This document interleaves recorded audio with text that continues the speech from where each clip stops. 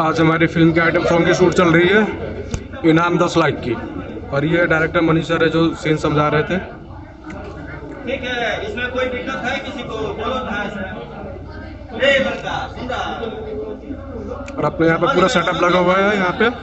हाँ चलो। आप लोगों का क्या था? मूवमेंट क्या था? इधर देखने का। लड़की के साथ जाना है क्या? और सभी लोग आज यहाँ पे मौजूद हुए हैं। मैं नहीं दिख रहा हूँ।